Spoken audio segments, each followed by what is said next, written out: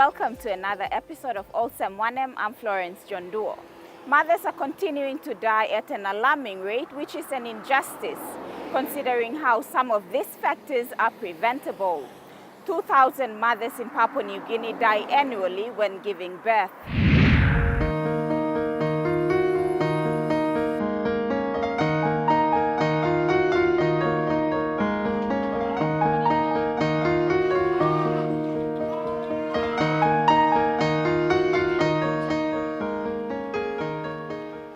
Papua New Guinea is said to be amongst one of the worst countries when it comes to maternal mortality. For every 1,000 births, as many as 9 mothers die.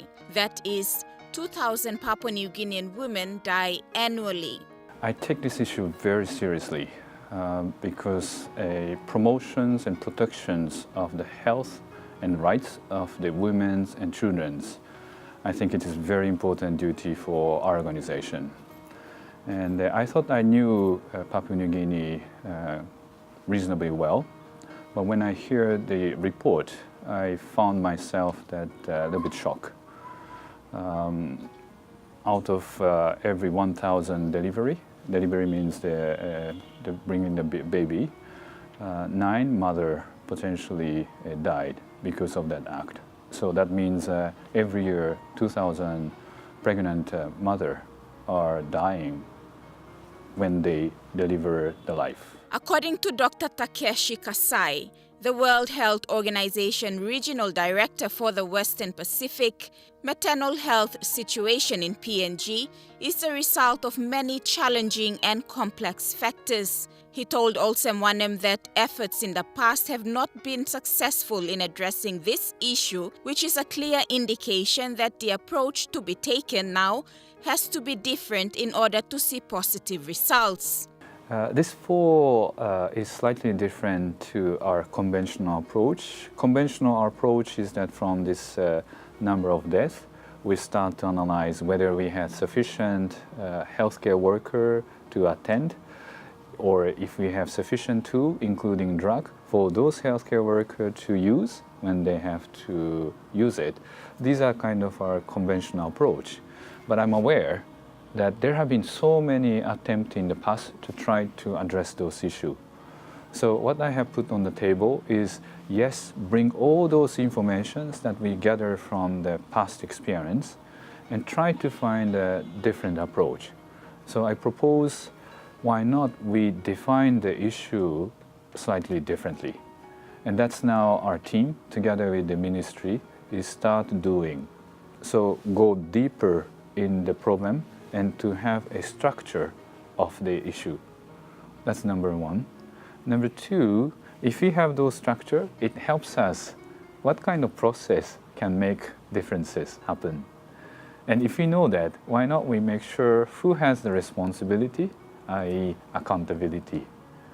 And number three, why not we work all together.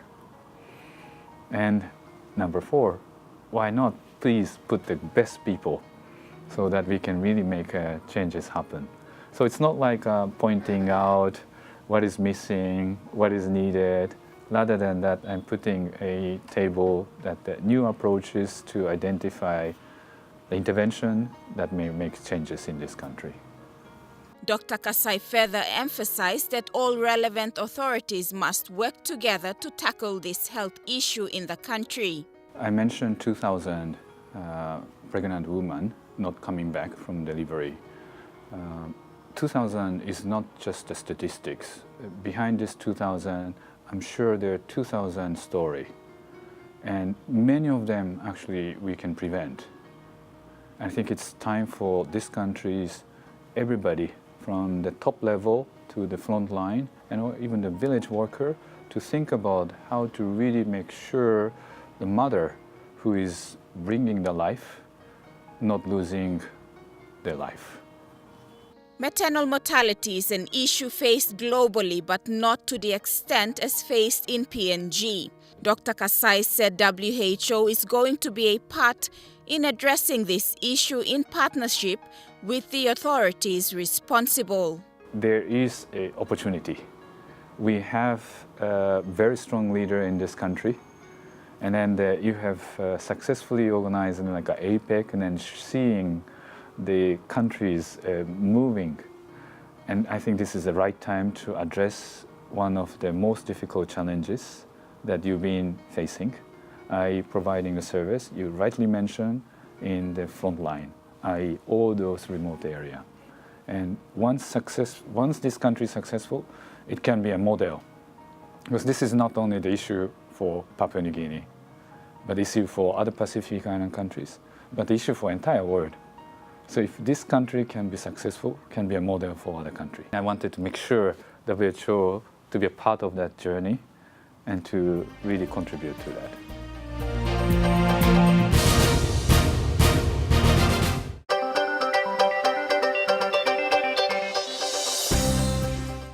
Welcome back. We now show you a demonstration of what is called a life wrap garment, which was originally made for astronauts, but is now saving lives of new mothers in developing countries.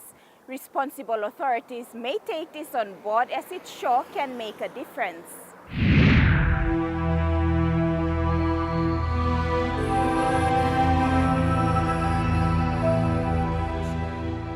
The life wrap acts as a first aid device to stabilize women who suffer from postpartum hemorrhage, to stop the bleeding and prevent them from going into shock as they are transported to a health facility. This technology was typically used to keep astronauts from blacking out during extreme accelerations by squeezing the arms and legs to push blood back towards the head. To date, life wraps have been used on more than 10,000 women in 33 countries. We at UNICEF also recognize that for the babies to thrive and survive and grow and become the type of citizens that we want in this country, we need to support the mother. PNG is one of the highest maternal mortality rates, 733 per 100,000.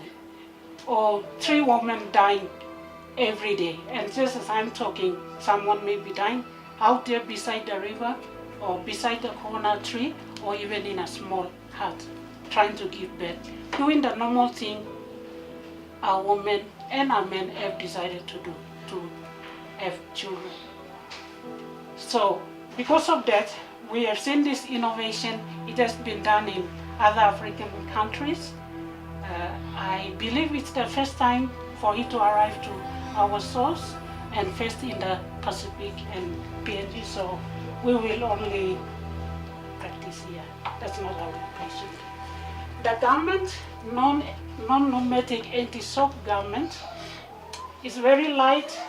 It's a first aid tool where anyone can be trained to use to save lives. If PPH is experienced at the rural health centers, this garment can save and can stop and can cause compression to wherever the bleeding is occurring and prolong the life and prevent shock. So by the time the woman arrives at the hospital for care, it can help. So it's 8 hours, that's the duration it can help. So I'll just demonstrate how it can be. It can be used on a very tall woman, big, fat, or small, and short as hair. So I'll see how we can use it for the short one. So we fold this bed for a short moment, and we start here. Okay, so this is what we will do. Put the clip over here. The same thing on this side.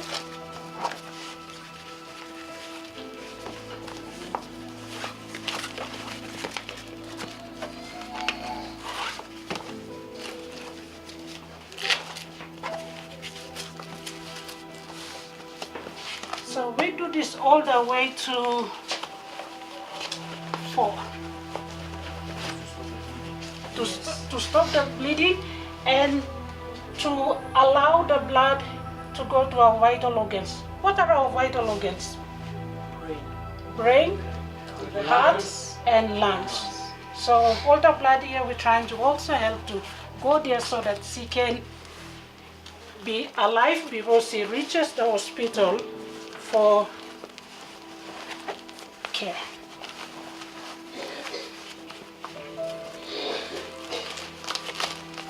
and it should be tight, so it should make sounds.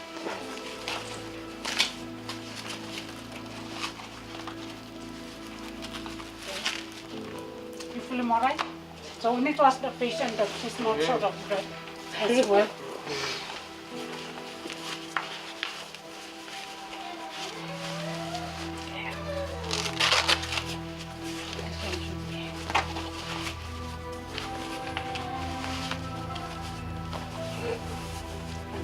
This one, there's a ball in there because that will compress the uterus. Postpartum hemorrhage or bleeding after delivery is caused by many factors. In PNG, that is the most cause of maternal death. Globally, it's 25% of maternal deaths are caused by PPH, and PNG is no different. So there's a ball in this garment where it will squeeze the uterus and compress so that it can control and prevent the soak. So this is the new garment that we would like to start rolling out and implementing, and we are very thankful to our partners, the hospital people, rural health centers, and UNICEF and UNICEF's partners who support to get these life-saving innovations that we are seeing it starting to work and saving lives and spreading smiles.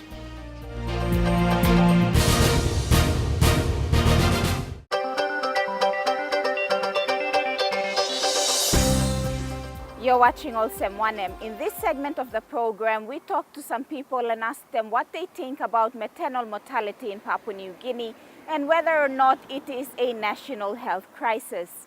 Hear what some had to say. My opinion and perception towards the maternal mortality rate in PNG is currently very high at the moment. There are so many factors, but I'm more just like to emphasize fewer on the rural settings. One is the cultural context. It's causing the hindrance to most of the services are not reaching the poor mothers. And two is the literacy rate, where most of the mothers are not aware of the danger of how to take care of themselves during pregnancy and to delivery and after bed and so.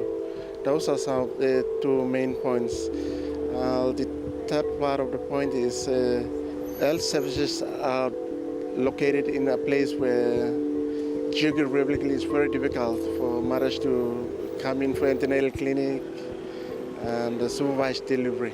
According to my understanding, it's a big crisis now. It's the people themselves, let's say, both the family heads, the health departments, the other organizations. It's a teamwork and to get the problems to a minimum level or to decrease that issue of maternal mortality rate. I think it should be lowered because all the mothers are losing lives because of while giving birth, and that's too much. And so I suggest that if there's any other organizations or so, they can go about and give some kind of like, what can I say, give them some kind of ways to mitigate that thing, or just to, how will I say, like, they can break down that big number. The National Department of Health can send some people out to the rural areas to solve that problem, because as you've said, geographically the locations are very rugged, and yeah, they're so rural. So in that way they are not like exposed to the kind of way of life where they are able to go to the health centers or that. So there's no midwiferys going there. Well, I'm not sure. So I suggest that the National Department of Health should look in that length and to send some kind of health workers or so to go there and to work to help them. So scaling blomi osem miplol mama mipla sore lo miplayet because miplol mama mipla sta karem pikinini na all papa too must understand ni mol mama lo how mama by look out in pikinini Na two almost scalim, one pla, two pla, three pla pikinini ina. Department of Health lo help him lo this side. Also almost doctor good want them all government blo yumi or prime minister blo yumi lo help him all remote areas lo build him all 8 posts. My point of view is that it is a serious concern that authorities should look into critically, because it affects people in the urban areas as well as the rural areas mostly. It is a health crisis, yeah, that's what I think. And we should address it. Stakeholders concerned should address this issue. I think to address this, there's two main areas that the responsible authorities could look into.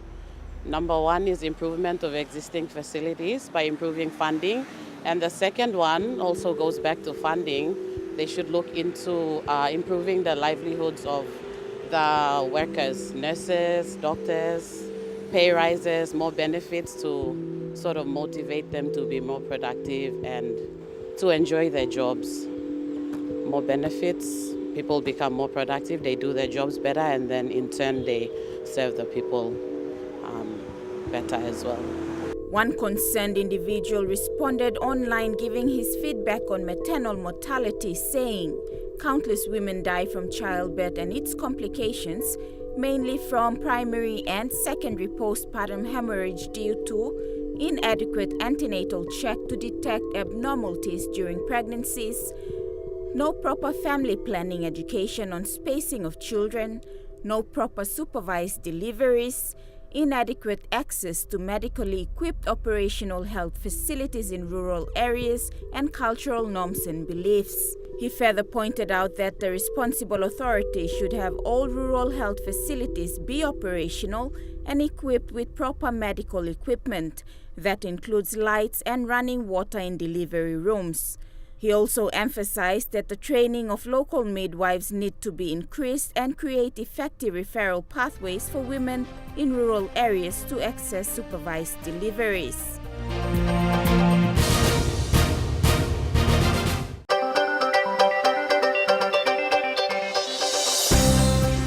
Welcome back to Olsem Wanem. A newborn infant dies every 2 minutes in the Western Pacific region. To conclude the program, we talk about Early Essential Newborn Care, or EENC.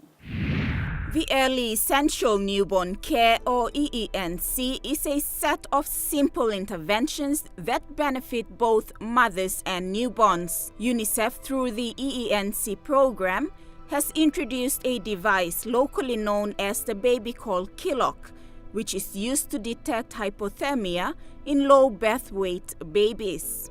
The Olsem Wanem team visited the Mendi General Hospital, and Dr. Martin Saavo, Director Curative Health Services, talks about how this has greatly helped them with low birth weight babies. The mortality we get from low birth weight is highest, and that's the low birth weight babies contribute a lot to pediatric under 5 mortality in the country. And so with the assistance that came from UNICEF, especially in terms of training, capacity building for looking after low birth weight babies in the provinces, in the district, I think we've done a lot in that. We have trained almost 140 staff in 32 facilities in the districts, and we have also trained them how to report by phone, SMS reporting. We've done that. And they have reported well, except for a few facilities that are not reporting, but we are doing a supervisory visit into the districts, and we are encouraging them, mentoring them, supervising them to report, and they are reporting well. And we have got report over 1,000 deliveries have been done in the districts, and they have done well in looking after the neonates. And in doing so, we have only, they have reported only 1 death from the districts. That's from May to December last year, since we got engaged into ENC program. And with the assistance with the baby called Kilok, That's a small bracelet you place on the hand, and it detects hypothermia. And hypothermia is actually one of the killers. So with the baby cold clock that was introduced to us, we were able to detect an hypothermia. And rightfully so, because up in the highlands, in Southern Islands, the temperature sometimes is down to 19 degrees Celsius in the morning, especially in the nights. And so it becomes very cold in the night. So with the assistance of baby cold clock, we were able to detect hypothermia. In the past, we were depending on thermometers, and that is like, after, every 4 hours of observations the nurses take, or maybe the second hourly, third hourly, they do observations, and by the time they detect hypothermia, sometimes it's too late to treat. Maybe sometimes the temperature falls below 35 degrees. With this simple yet very effective intervention, mothers were taught how to use the baby called Kilok to detect hypothermia. The mothers were taught how to detect hypothermia with a device. And so when the mothers, when the babies were with the mothers, and when the device beeped, it indicated to the mothers that this baby was cold. And so what they did was they either bring the baby to the nurses. It was done but then with the kangaroo mother care that we taught them, they were able to take the baby and put the babies to their breast. That means they remove their sets. It's a skin-to-skin care, and it's part of the care that we teach with the ENC training. And so they put the baby to the chest on the bare skin of the mother, and they wrap them around with a cloth and tie them to the mother's skin. So it's a skin-to-skin. So the mother's core temperature is warming up the baby. That's the whole reason, to warm up the baby so that the baby gets the warmth from the mother. And that's the most simplest way of treating hypothermia in babies. And so this is the technique now we are teaching to our mothers in the hospital. Our mothers who are coming and staff in the hospital, we are teaching them to teach the mothers who come to the hospital.